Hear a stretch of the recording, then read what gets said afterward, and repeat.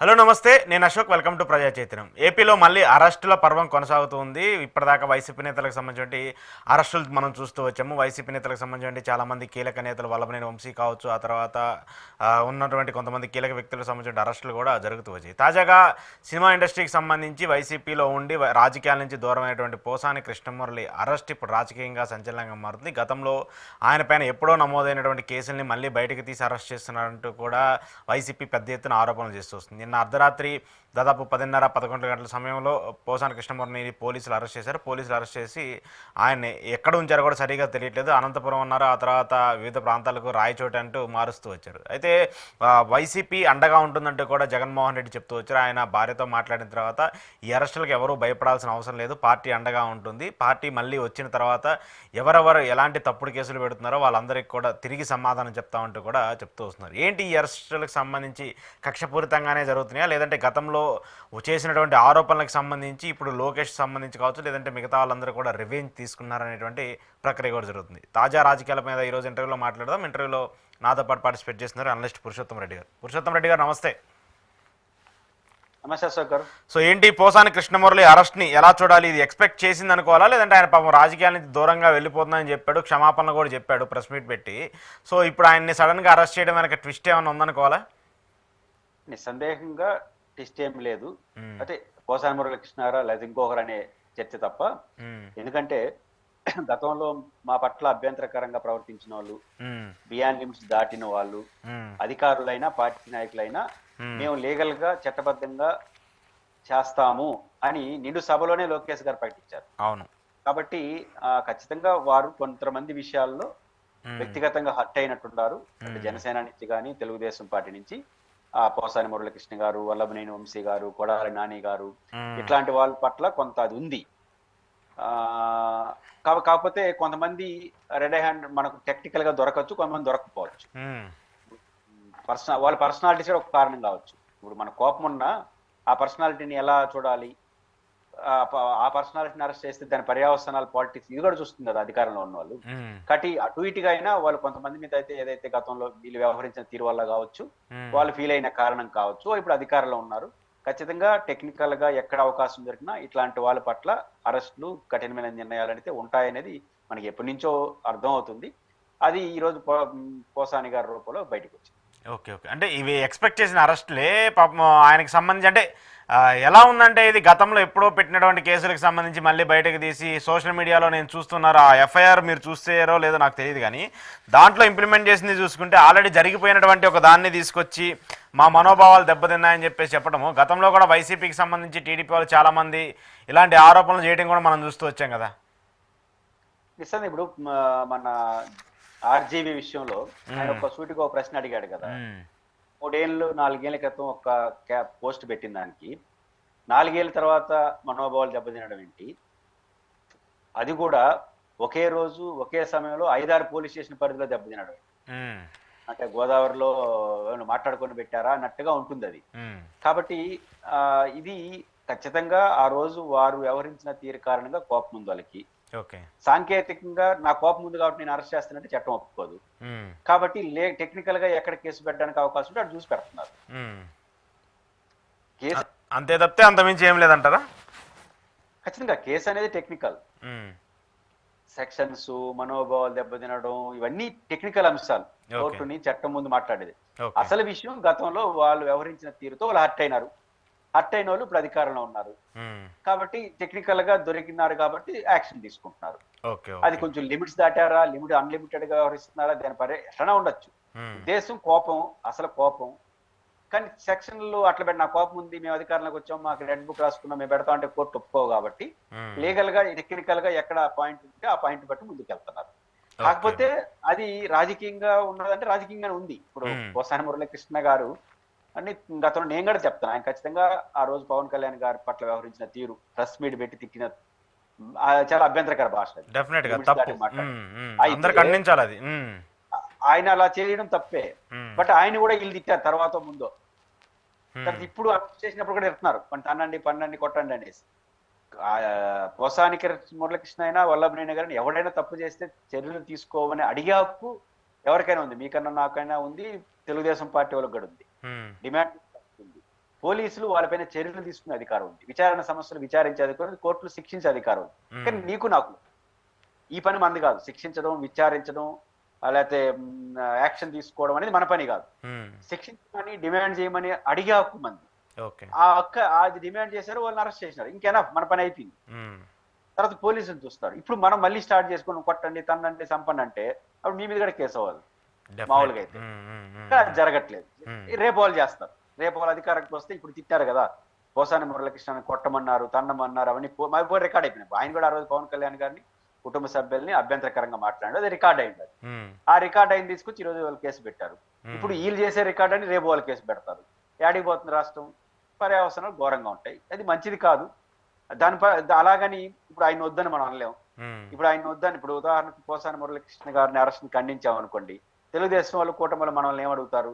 ఈ రోజు పోసాని మురళీకృష్ణ అరెస్ట్ అని మీరు ఖండిస్తున్నారు, ఆ రోజు పవన్ కళ్యాణ్ గారి పట్ల వాళ్ళు వ్యవహరించేది కరెక్టా అంటారు. కరెక్ట్ కాదు. అలాగని వైసీపీ వాళ్ళు గతం మీరు అలా చేయొద్దని మనం వైసీపీ వాళ్ళకి చెప్పినాం అనుకోండి, వైసీపీ వాళ్ళు ఏమంటారు? బాగానే మాట్లాడినారు, పోసాని మురళీకృష్ణ అరెస్ట్ తప్పైనప్పుడు, తిట్టింది తప్పైనప్పుడు ఆయన కుటుంబ సభ్యులు అంతకన్నా ఘోరంగా వాళ్ళు తిట్టారు కదా, అది కరెక్టా అని వాళ్ళు అడుగుతారు. మనం ఇక్కడ రెండిట్లో బలహీనత ఏం కనిపిస్తా ఉంది? ఎవరు మేము చేసింది కరెక్ట్ అనట్లా, నువ్వు అట్లా అన్నావు కాబట్టి మేము ఇట్లా అన్నావు అంటున్నారు. పోసాని మురళీకృష్ణ గారు తిట్టడాన్ని ఆయన సమర్థించుకోడు, ఎస్ నేను తిట్టింది కరెక్ట్ అన్నాడు, వాళ్ళు నన్ను అన్నారు కాబట్టి నేను వాళ్ళని అన్నా. తెలుగుదేశం వాళ్ళు, జనసేన వాళ్ళు ఏమంటారు? మేము తిట్లు కరెక్ట్ అంటున్నప్పుడు వాడు అట్ట అన్నాడు కాబట్టి నేను ఇట్లా అన్నాను అంటారు. ఎవరైనా మేము చేసింది కరెక్ట్ అంటున్నారా? ఎవరికి వాళ్ళు విమర్శలు వాళ్ళు చేశారు కాబట్టి మేము చేసుకున్నాం, అదే సరైనదని చెప్పి మాట్లాడుతున్నారు. అంటే దీని లైసెన్స్ అడిగిపోతుంది. వాళ్ళ అధికారంలో ఉన్నారు కాబట్టి వాళ్ళు చేసిన తప్పులతో వాళ్ళని అరెస్ట్ చేస్తారు. రేపు వాళ్ళ అధికారంకి వస్తే మీరు చేసిన వాళ్ళు అరెస్ట్ చేస్తారు. దీనికి ముగింపు ఎక్కడ? కాబట్టి ఇది ఖచ్చితంగా రెండు రాజకీయ పార్టీలు ఇప్పటికైనా లిమిట్స్ దాటి మాట్లాడకుండా రాజకీయాలు రాజకీయంగా చేసుకుంటే ఇట్లాంటి సమస్యలు రాకుండా ఉంటాయి. సో ఒక P4 సర్వే అనేటువంటి ఒక సర్వేని ప్రభుత్వం ప్రారంభిస్తుంది. కూటమికి సంబంధించి హామీలు ఏవైతే ఉంటాయో ప్రధానంగా వాటిలో 80 నుంచి 80% మంది వాళ్ళందరూ కూడా హామీలు కోల్పోయే పరిస్థితి ఉంటుంది. ఇదంతా కూడా రాష్ట్ర బడ్జెట్లో అప్పుల్లో ఉంది కాబట్టి వాటిని అమలు చేసే పరిస్థితి లేదు. కాబట్టి ఈ P4 సర్వేని తీసుకొస్తే చాలా పథకాలు పోతాయి, తద్వారా ప్రభుత్వానికి ఆదాయం కూడా మిగులుతుంది. అంటే ఆదాయం మిగలటం ఇన్ ద సెన్స్ హామీలు ఇచ్చేటువంటి ప్రక్రియ అయితే తప్పే పరిస్థితి ఉంటుంది. చాలామంది దాంట్లో ఆ సర్వేలో చాలామంది తగ్గిపోతారని చెప్పేసేటువంటి ఒక ఇండికేషన్ అయితే కనిపిస్తుంది. అలాంటి ప్రయత్నం జరుగుతుందా ప్రభుత్వానికి సంబంధించి? ఏంటి P4 సర్వే మళ్ళీ పెద్ద ఎత్తున చర్చనీయాంశంగా మారుతుంది, రేపు బడ్జెట్ కూడా ప్రవేశపెట్టబోతున్నారు. ఈ అంశాలన్నీ చూస్తున్నప్పుడు P4 సర్వేకి పెద్ద ఎత్తున ప్రాధాన్యత వస్తుంది. ఏంటి అసలు దీని పరిస్థితి? పథకాల వడపోతనే జరుగుతుంది. పథకాల అమల్లో లబ్ధిదారుల వడపోతనే జరుగుతుంది. ఇది ఈ రెండు కోణాలు ఉన్నాయి, వీటి ఖచ్చితంగా జరగాలి. ఏంటంటే చాలా పథకాల విషయంలో మనం రాజకీయ అవసరాల కోసం లేదా గ్రామాల్లో గొడవలు వస్తాయనే పేరుతోనూ మనం అర్హతకు సంబంధం లేకుండా ఇచ్చేస్తున్నారు. గతంలో అర్హులకి ఇచ్చేవాళ్ళు కాదు, ఇప్పుడు అర్హుల కారణాలు గడి ఇచ్చేస్తున్నారు. అనేక కారణాలు ఇచ్చా. కాబట్టి ఇట్లా ఇచ్చుకుంటూ పోతే లిమిట్ ఎక్కడ? ఇప్పుడు ఉదాహరణకు రేషన్ కార్డులు ఎన్ని ఉన్నాయి రాష్ట్రంలో? దాదాపు 70 లక్షలు 80 లక్షలు అంటున్నారు, నాకు కరెక్ట్ లెక్క తెలియదు.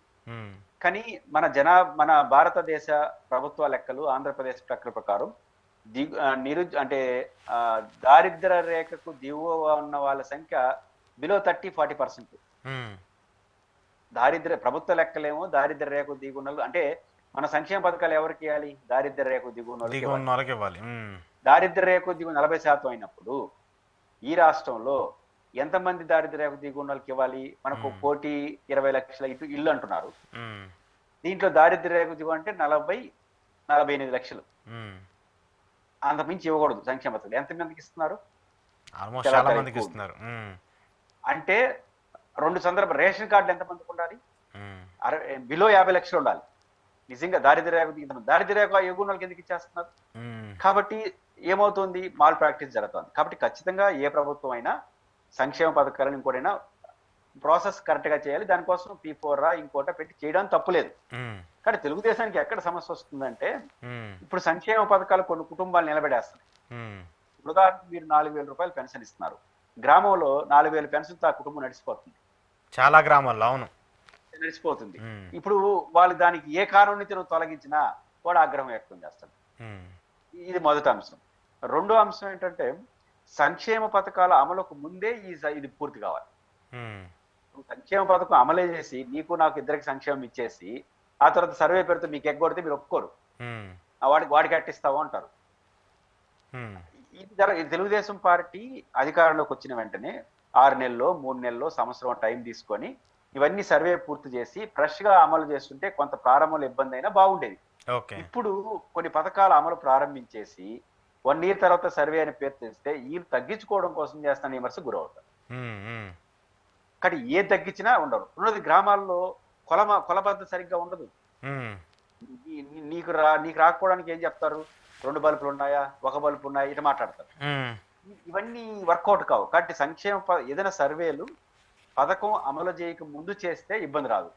పథకాలు అమలు ప్రారంభించేసి ఆ తర్వాత ప్రారంభిస్తే ఖచ్చితంగా మీరు ఎగ్గొట్టడానికి కోసం, వడపోత కోసం చేస్తున్నారని విమర్శ వస్తుంది. అందులో ఇప్పుడు సంక్షేమ పథకాలు కొన్ని, అమ్మఒడి ఇట్లాంటి పథకాలు పెద్ద అమౌంట్. కాబట్టి ఈ అమౌంట్ కోల్పోతే ఆ కుటుంబం అతలాకుతం అయిపోతుంది. కాబట్టి ఈ సర్వేలు తెలుగుదేశం పార్టీకి వాళ్ళు నిజాయితీగా చేసినా, పద్ధతిగా చేసినా, నేను చేయాలని కోరుకుంటున్నా పద్ధతిగా. కానీ ప్రజలు సంక్షేమానికి అందుకునే ప్రతిపక్షాలు మాత్రం నువ్వు ఎగ్గొట్టడం కోసం ఇవన్నీ చేస్తున్నావు అని ఖచ్చితంగా విమర్శిస్తారు. ఆ విమర్శ వాళ్ళు గురిగాక ప్రజలు యాక్సెప్ట్ చేయరు కదా. ఎందుకంటే ఇప్పుడు ముసలి వాళ్ళకో లేదంటే కొంచెం చాలా మంది ఇప్పుడు గ్రామాల్లో అయినా ఎక్కడైనా తల్లిదండ్రులు చూసే పరిస్థితి లేదు. ఆ 4000 పెన్షన్ వస్తుంది, వాళ్ళకి గడిచిపోతుంది. గవర్నమెంట్ ఇచ్చే రేషన్ అంటారా, లేదంటే ఇంకొకటి అంటారు, ఇంకోటి అంటారు, వాళ్ళ కుటుంబం సాగిపోతుంది. ఇలాంటి వాళ్ళకి సంబంధించి పెన్షన్స్ తీసేయటమా, లేదంటే గతంలో జగన్మోహన్ రెడ్డి ఆల్రెడీ డబ్బులు ఇచ్చున్నారు అమ్మఒడి పథకంతో, లేదంటే రైతు భరోసా కింద, ఇట్లా ఆయన ఆల్రెడీ డబ్బులు వేస్తున్నారు. వాళ్ళందరూ అప్పుడు డబ్బులు తీసుకొని ఇప్పుడు మేము వాళ్ళందరికీ ఎవరైతే దారిద్ర్యక దిగున వాళ్ళకే ఇస్తామో మిగతా వాళ్ళకి ఇవ్వమంటే వాళ్ళు యాక్సెప్ట్ చేస్తారు. యాక్సెప్ట్ చేసే పరిస్థితి ఉంటుంది కదా. ఇప్పుడు అదే సమస్య, తెలుగుదేశం ఎదుర్కోబోయే సమస్య అదే. ఇప్పుడు మీరు 3000 రూపాయలు జగన్మోహన్ రెడ్డి గారు పెన్షన్ ఇచ్చాడు, మీరు దాన్ని 4000 చేస్తానని ఎన్నికల ముందు చెప్పారు. మీరు సిన్సియర్ గానే రావడం మొదటి నెలలో 4000 రూపాయలు చేశారు. 5వ నెల 6వ నెల నుంచి ఏం చేస్తున్నారు? కొంతమంది తగ్గించేస్తున్నారు. ఇప్పుడు ఖచ్చితంగా సమాజం దాన్ని యాక్సెప్ట్ చేయదు. మీరు ఏం చేస్తుండాలి? 4000 పెంచే ముందే సర్వే చేస్తుండాలి. అప్పుడు కూడా కొన్ని విమర్శలు వస్తాయి. కానీ మీరు 4000 జగన్ గారు ఇచ్చిన అందరికి ఇచ్చేసి తర్వాత తీరా ఏం చేస్తున్నారు? ఇప్పుడు సర్వేలు చేస్తారంటారు. అప్పుడు ఏమవుతుంది? అప్పుడు తగ్గుతాయి. 4000 రూపాయలు తీసుకున్న కుటుంబం తగ్గిపోతే అతలాకుతలం అయిపోతుంది. కాబట్టి సమస్య వస్తుంది. తెలుగుదేశం పార్టీ తన సంక్షేమ పథకాల అమలుకు ముందే సర్వే చేస్తే అప్పుడు కూడా విమర్శలు ఉంటాయి, ఒక రకంగా ఉంటుంది. వన్స్ పథకాన్ని అమలు చేస్తే మాత్రం ఖచ్చితంగా ఎవరు యాక్సెప్ట్ చేయరు. ఇప్పుడు మీకు డబ్బు ఉండేవాడైనా నువ్వు 4000 రూపాయలు కూడా సిద్ధపడవు. 4000 పెద్ద అమౌంట్. 200 రూపాయలు ఉన్నప్పుడు రైతు అంటారు. కాబట్టి అర్హుడా అనర్హుడా సంబంధం లేకుండా రాజకీయ వ్యతిరేకత మారిస్తుంది. సంక్షేమ పథకం నువ్వు ఎవడన్నా కట్ చేయి, అర్హుడినే కట్ చేయి, అనర్హుడినే కట్ చేయి, కానీ వాడు ఒప్పుకోడు.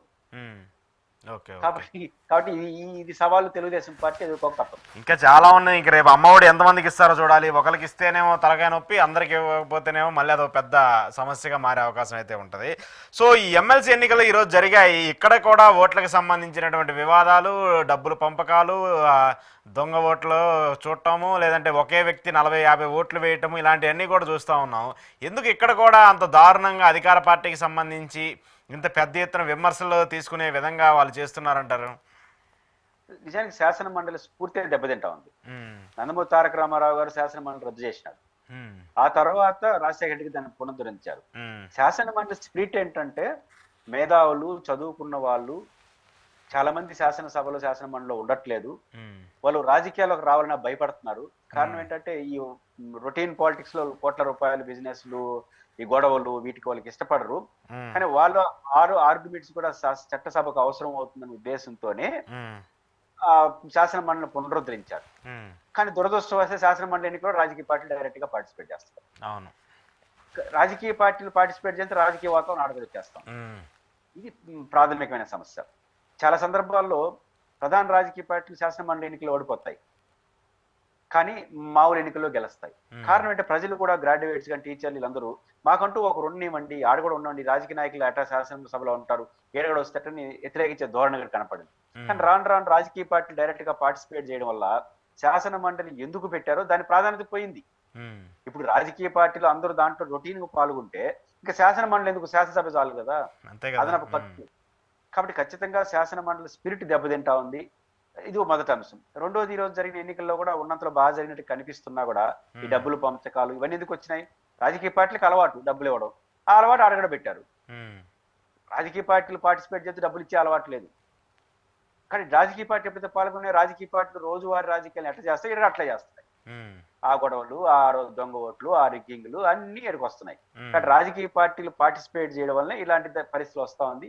కాబట్టి రాజకీయ పార్టీలు ఆల్రెడీ ఇంకా మన మాట వినే పరిస్థితి ఎవరు లేరు. ఏదైనా కూడా ఈ రోజు ఎన్నికల్లో డెమోక్రటిక్ గా శాసన మండలి ఎందుకు కోసం పెట్టారో దాని ప్రకారం రిజల్ట్స్ వస్తే బాగుంటుంది. ఆ రకంగా ప్రజలు ఓట్లు వేస్తుంటే బాగుండేది. Okay okay. సో కంక్లూడ్ చేస్తూ, తమిళనాడు సీఎం స్టాలిన్ సౌత్ ఇండియాకి సంబంధించి చాలా కీలకంగా మాట్లాడుతూ వస్తున్నారు. ఆయన భాషకు సంబంధించి, ప్రాంతీయ భాషలకు సంబంధించి తొక్కువేసే విధానం కనిపిస్తుంది. హిందీ భాషను రుద్దడానికి కేంద్రం ప్రయత్నిస్తుంది అనేటువంటి వ్యాఖ్యలు చేస్తూ వస్తున్నారు. రేపు 2026లో పునర్విభజనకు సంబంధించి అదొక పెద్ద ఎత్తున చర్చ జరుగుతుంది. ఈరోజు అమిత్ షా కూడా ఆయన తమిళనాడు వెళ్ళినటువంటి సమయంలో ఎక్కడా కూడా సౌత్ ఇండియాకి నష్టం జరగదు, ఉత్తర ఇండియాకి సంబంధించి ఎక్కడైతే అక్కడ పునర్విభజనకు సంబంధించిన సమావేశం ఉంటుందో దానికి భిన్నంగానే ఇక్కడ సౌత్ ఇండియాలో నియోజకవర్గాలకు సంబంధించిన పునర్విభజన జరుగుతుందని చెప్పేసి చాలా పెద్ద ఎత్తున చెప్తున్నారు. ఏంటి ఇక్కడ నియోజకవర్గాలకు సంబంధించి తగ్గే అవకాశం ఏమైనా ఉంటుందా? తద్వారా సౌత్ ఇండియాకి సంబంధించిన రాజకీయ ప్రాధాన్యత తగ్గుతుందని చెప్పేసి రాజకీయ పార్టీలు చాలా భయపడుతున్నట్టు కూడా కనిపిస్తుంది. ఇటీవల చంద్రబాబు నాయుడు గారు కూడా మీరు పిల్లల్ని కానండి అనేటువంటి కామెంట్స్ కూడా మనం వింటూ వచ్చాము. ఏంటి ఇంత పెద్ద ఎత్తున సౌత్ ఇండియాకి సంబంధించిన పొలిటికల్ పార్టీస్, అంటే మెయిన్గా రీజనల్ పార్టీస్ ఇంత పెద్ద ఎత్తున ప్రచారం చేయడానికి గల కారణాలు? అంటే సౌత్ ఇండియా అస్తిత్వానికి ఒక డిఎంకే తమిళనాడు సమాజమే రిప్రజెంట్ చేస్తా ఉంది. దురదృష్టవశాత్తు మన ఆంధ్రప్రదేశ్, తెలంగాణ, మన ఆంధ్రప్రదేశ్ ఆరుంబ సూర్యులు ఏదో మాట్లాడుతారు, వీరులు సూర్యులు అని మాట్లాడతారు. కానీ ఒక బ్రాడ్ విషయం ఇప్పుడు సౌత్ ఇండియన్ ఐకానిక్ గా ఉండట్లేదు. కారణం ఏంటంటే కేంద్ర ప్రభుత్వంతో వీళ్ళందరూ బాగున్నారు. ఓకే, ఇది వీళ్ళకి వచ్చిన పంచాయతీ. కాబట్టి ఒక డిఎంకే దాని అధినేతగా ఉన్న స్టాలిన్ గారు రిప్రజెంటేటివ్ ఆఫ్ సౌత్ ఇండియాగా బిహేవ్ చేస్తారు. ఆయన పట్ల ఆయన చెప్పిన అన్ని విషయాల పట్ల భిన్నాభిప్రాయాలు ఉండొచ్చు. ఒక ఐకానిక్ పర్సనాలిటీగా ఆయన ఉన్నాడు, ఎదుర్కొంటున్నాడు. రెండో అంశం ఏంటంటే ఈ ఉత్తరాది దక్షిణానికి ఏమొస్తుందంటే సౌత్ ఇండియా డెవలప్మెంట్ ఏరియా దేశంలో. ఆంధ్రప్రదేశ్ కానీ, తెలంగాణ కానీ, మీరు ఏ రాష్ట్రం చూసుకుని డెవలప్మెంట్ స్టేట్ ఇది. కేరళ అన్ని అక్షరాస్యత, అన్నిట్లో కూడా అక్షరాస్యతలో బాగుంది, ఫైనాన్షియల్ లో బాగుంది. డెవలప్మెంట్ ఎప్పుడు కూడా ఆధునిక పోకళ్ళు ఉంటాయి. ఆధునిక పోకళ్ళలో పరిమితమైన కుటుంబంలో ఒక భాగం. పేదరికం ఎక్కడ ఎక్కువ ఉంటుందో ఆడ జనాభా కూడా ఎక్కువ ఉంటుంది. ఎందుకంటే పేదరికంలో పేదవాడు తన ఆస్తిగా పిల్లల్ని భావిస్తాడు, పిల్లలే ఆస్తిగా భావిస్తాడు. కానీ ధనికుడు సంపదను ఆస్తిగా భావించి పిల్లల్ని తగ్గించుకుంటాడు. డెవలప్మెంట్ కి ఒక చిహ్నంగా చూస్తారు తక్కువ మంది పిల్లలు ఉండవండి, కొంతమంది ఒకే పిల్లలను కూడా చూసుకుంటారు. సౌత్ ఇండియాలో జనాభా అందువల్ల పరిమితంగా పెరిగింది. కానీ ఉత్తర భారతదేశంలో ఉత్తరప్రదేశ్ లాంటిది ఎనుగుబడిన ప్రాంతం, ఎనుగుబడిన సంస్కృతి ఉన్న ప్రాంతం కాబట్టి ఆటోమేటిక్ గా జనాభా ఎక్కువ ఉంది. ఇప్పుడు జనాభా ఓట్ల ప్రాతిపదికన పునర్వ్యవస్థ జరుగుతుంది రేపు జరిగితే. ఇప్పుడు 20 ఏళ్ల క్రితం ఎప్పుడో జరిగినట్టుంది పునర్వ్యవస్థ. అప్పుడు దేశం అంతా ఒకే రకంగా ఉంది. 25 ఏళ్లలో సౌత్ ఇండియా బాగా అభివృద్ధి చెందింది, జనాభాను తగ్గించుకునింది. వాళ్ళు బాగా అభివృద్ధి చెందలేదు, జనాభా పెంచుకున్నారు. కాబట్టి ఈ పరిస్థితి ఏమవుతుందంటే ఆ రిఫ్లెక్షన్స్ కనపడితే ఎక్కువ సీట్లు ఆల్రెడీ ఉత్తరాది ఎక్కువ ఉంది, దానితోటి సీట్లు కూడా అదనంగా పెరిగితే ఇక్కడ తగ్గే అవకాశం ఉంది కొన్ని రాష్ట్రాలు అంటున్నారు. జరిగితే మరింత ఉత్తరాది పెత్తనం అవుతుంది, మేము నష్టపోతాం అనే భావన దక్షిణాదిలో ఉంది. దీనికి ఖచ్చితంగా ఒక పరిష్కారం రావాలి. ఎట్లా రావాలి? ఉదాహరణకు మీకు పాత శ్రీబాగ్ ఒప్పందం పరిశీలిస్తే శ్రీబాగ్ లో ఒక క్లాజ్ ఉంది. అదేముందని చాలా ఉన్నాయి, రాజధాని అవన్నీ. దాంట్లో కాదంటే కోస్తా రాయలసీమలో సభలు నిర్ణయించేటప్పుడు రాయలసీమ ప్రాంతానికి కోస్తా ప్రాంతానికి సమంగా సీట్లు ఉండాలని డిమాండ్ చేస్తారు. అది కుదరదు, జనాభా ప్రాతిపదిక అంటారు. అంటే కోస్తా ప్రాంతం జనాభా ఎక్కువ కదా, ఇప్పుడు నెల్లూరు ప్రకాశం నుంచి ఉండి, రాయలసీమ చిన్నది. కానీ ఎమ్మెల్యేల సంఖ్య ఇద్దరు 50-50 ఉండాలని డిమాండ్ చేస్తారు ఆ శ్రీబాగ్ లో.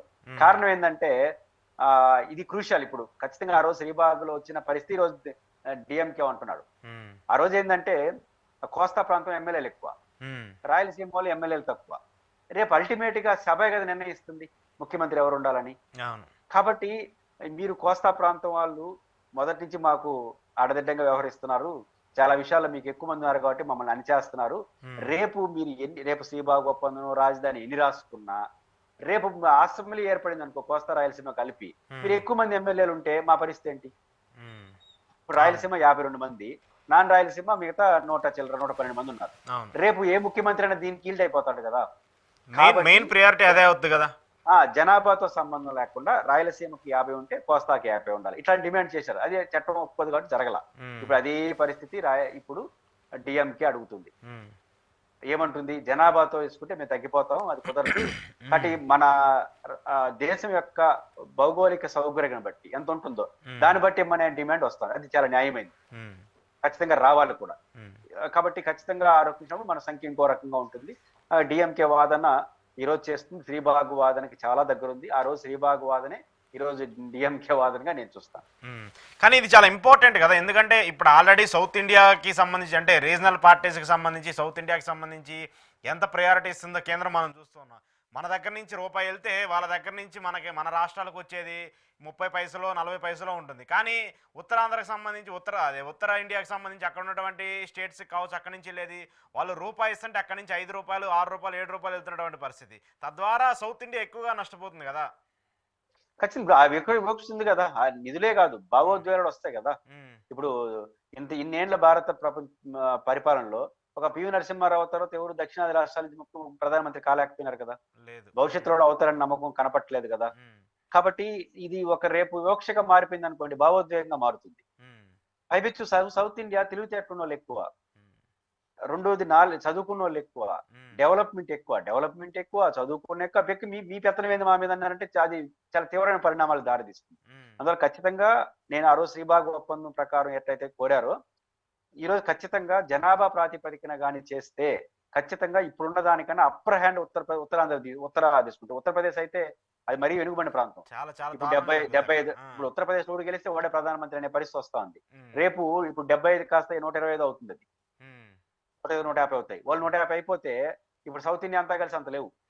కాబట్టి ఉత్తరప్రదేశ్ ఒక రాష్ట్రం చూసుకుంటే సౌత్ ఇండియా మాకేంది పనుకున్నారు, చాలా ప్రమాదం వస్తుంది. ఇక్కడ ఖచ్చితంగా స్టాలిన్ గారు రిప్రజెంట్ చేసినట్టు ఆ రోజు శ్రీబాగ్ ఒప్పందం అమలు కాలేదు, కానీ ఈ విషయంలో ఈరోజు ఖచ్చితంగా శ్రీబాగ్ లాగానే సౌత్ ఇండియాని ఒక ప్రాంతం యొక్క డివిజన్, అంటే ఉదాహరణకు ఇప్పుడు రాయలసీమ ఉంది, 42% ఉంటుంది ఆంధ్రప్రదేశ్ నైసర్గిక స్వరూపంలో 42% ఏరియా పర్సెంట్. అప్పుడు తీసుకున్నప్పుడు అసెంబ్లీలో ఏం చేయొచ్చు, దాదాపు 42, 20, దాదాపు 60 సీట్లు ఇవ్వచ్చు. అట్లే సౌత్ ఇండియా భారతదేశ నైసర్గిక స్వరూపంలో ఒక 40% ఉంది అనుకోండి, వాళ్ళకి 60% ఎంపీ సీట్లు, మన 40% అట్లా డివైడ్ చేయాలి. అప్పుడు రాష్ట్రాల వారీగా జనాభా కొట్టాలి. ఆ రకమైన డివిజన్ ఖచ్చితంగా చేయడం అనే డిమాండ్ చాలా శాస్త్రీయమైంది, నైతికమైనది. ఇది దేశ ఐక్యతకు దారితీస్తుంది. వాళ్ళు ఇంకా మనం ఏం చేయలేము, ఉత్తరాది వాళ్ళు దయ అనుకున్నారు అనుకోండి, రేపు మనం ఎందుకు ఉండాలి ఈ దేశంలో అభిప్రాయం వస్తుంది కదా, అది రాకూడదు. దేశ ఐక్యతని నిలబెట్టాలన్నా కూడా ఇట్లాంటి ఒక మంచి ఆలోచన చేస్తే మంచిది. అమిత్ షా గారు కూడా అట్లాంటి ఆలోచన స్వాగతిస్తున్నారంటే అభినందించాలి. చూద్దాం, దానికి సంబంధించి ఇంకా టైం ఉంది. రేపు 2026లో నియోజకవర్గాలకు సంబంధించిన పునర్విభజన కూడా జరగబోతుంది కాబట్టి ఆ తర్వాత దీనికి సంబంధించి ఒక క్లారిటీ అయితే వచ్చే అవకాశం ఉంది sir. Thank you sir, thank you very much. ఇది పురుషోత్తమ్ రెడ్డి గారితో ఈరోజు స్పెషల్ ఇంటర్వ్యూ చూస్తున్నానండి ప్రజాచైతన్యం.